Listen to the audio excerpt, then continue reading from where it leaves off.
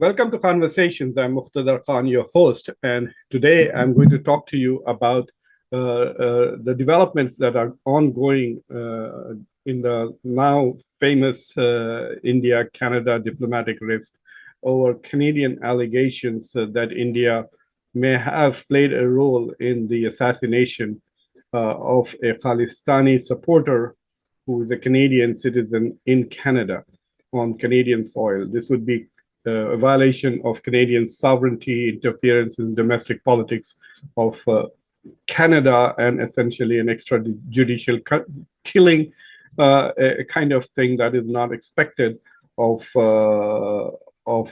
a democracy like India. These are actions that are usually attributed to rogue states or countries which are undemocratic, like Saudi Arabia, North Korea, Russia, and Israel. These are the only countries which indulge in such extrajudicial killing, which is clearly against the principles of democracy and international law. This is my fourth update on this issue. I've done two in Hindi and one in English, and I will post links to at least two of them at the end of this conversation. So please also review those if you are really interested in this issue. Before I bring to you some special really, there is more news now and awareness about the kind of intelligence Canada has about India's role, and also talk about the United States' role in the ongoing diplomatic spat. I request you to please subscribe to Conversations, like the video, press the bell icon, and those of you who would like to support Conversations can join Conversations. The button to join Conversations is right next to the button to subscribe to the channel. So the first interesting piece of news that came was from CBS News. And what they have done is that they have now shared the nature of intelligence that Canada claims that it has. And what is interesting is that they say that they have two kinds of intelligence. They have human intelligence as well as signals intelligence. And human intelligence usually is either you are spying on someone comes forward with some information to you, there's an informer, or there's somebody who's reporting something, or maybe you've been observing somebody and you notice something. So there's an intelligence that is gathered by human beings directly. So they have some human intel which suggests that India did play a role in the killing of Najjar, Hardeep Singh Najjar. And the second thing is that they have signals intel, which means that some kind of communications which involves perhaps Indian officials or Indian proxies has been intercepted, and that was shared. Canada says that one of the Five Eyes partners. Five Eyes is an intelligence sharing group, a very old group. It consists of the United States, Canada, England, Australia, and New Zealand, English-speaking democracies. And one of these countries has intercepted intelligence that suggests that India played a role in the killing of Najjar, and that intelligence they shared with Canada. So it's interesting. What that suggests to me is that there are at least two countries which have seen the intelligence that Canada is talking about. And because it is part of the Five Eyes, I guess, information bank, I think at least five countries. That means that England is also aware of what is happening. On top of that, Canada says it has shared all of this with France, a G7 partner. So now we are getting some idea of what is happening. Trudeau was forced to come out in public and state this in Parliament because one of Canadian newspapers, I think the Globe and Mail, had someone had leaked this information to them, and they were threatening to publish this. So the Canadian government preempted this information from being leaked out by bringing it up in the Parliament. It is quite possible that the Canadian government itself may have leaked this information to Globe and Mail and then preempted their own leak because they wanted some kind of an explanation to why they went public with this damning information. So that is one new thing that has emerged since India's response, where India has demanded that Canada cut down the number of staff members it has in its embassy in India, restore a kind of numerical and rank parity between India's presence in Canada and Canadian presence in India, and the diplomatic presence. India has also stopped issuing visas to Canada. They're not saying that this is some kind of a punitive measure, but they're saying that this is because the Canadian embassy and Canadian staff, U.S. Indian embassy in Canada is so much under pressure because of all of this thing that is happening. There are threats, and they are trying to deal with the insecurities of the Indian community in Canada, that they're too busy to be working on handling the visas. So these are the two, at least, new developments. And of course, now in public statements, India is constantly referring to Canada as a safe haven for terrorists.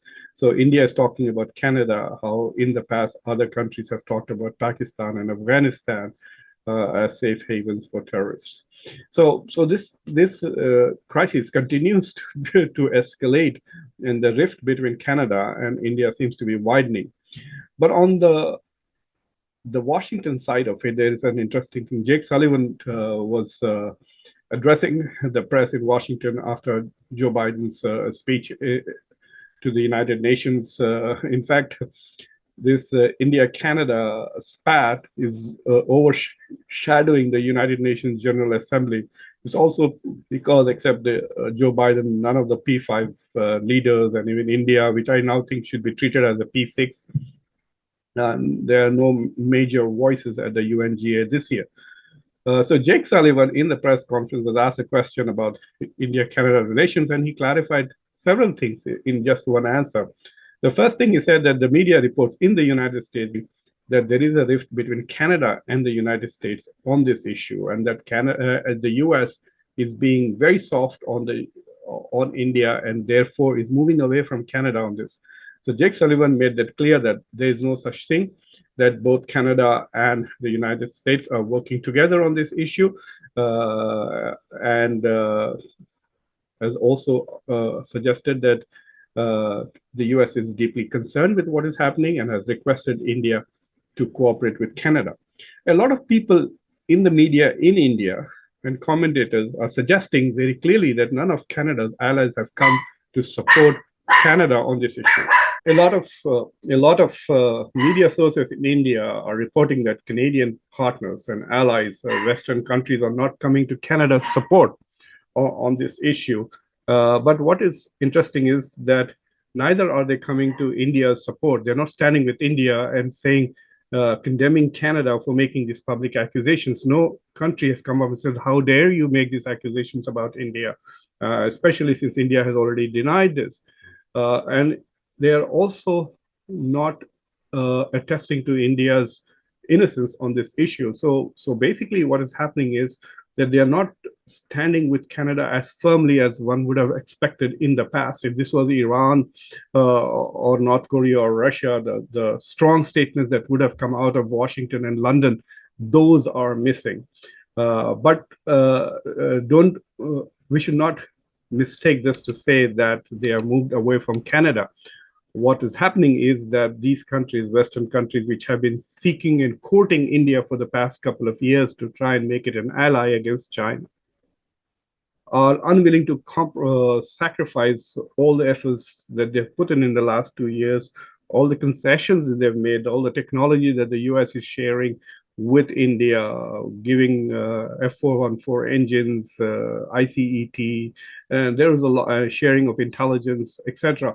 So there has been a lot of investment in India from Western countries, especially the United States, and they do not want to see all of that going down the drain because of this spat between Canada and India. And it is in the US interest to make this disagreement go away. But I also want to warn our listeners that even if this crisis dissipates and it goes away, the tensions between India and Canada will continue, and the relations may not improve as long as there is a strong Khalistani movement, a separatist movement in Canada. And as long as there are a lot of Canadians who are advocating for creating of a separate state in India, and Canada continues to, well, I don't know what Canada can do, but India insists that Canada should shut down. The way Canada comes down hard on Palestinian movements, perhaps maybe India should demand that Canada give the Palestinian treatment to the Khalistani people. Cut their voices off, make it very clear that we stand very firmly with India, and so on and so forth. But nevertheless, as long as there is a strong Khalistani movement in Canada, India and Canada's relations are not really going to become hunky-dory overnight. There's also one more interesting thing that came out in the last few hours. That is, there is a report in the Financial Times that Canada had shared this intelligence with its Five Eyes partners before G20. And Canada had approached India before G20 and during the G20 summit, which was on September 9th and 10th. The Financial Times is reporting that Joe Biden had discussed this issue with Prime Minister Modi and talked about it and basically tried to signal to India that this kind of actions are unacceptable.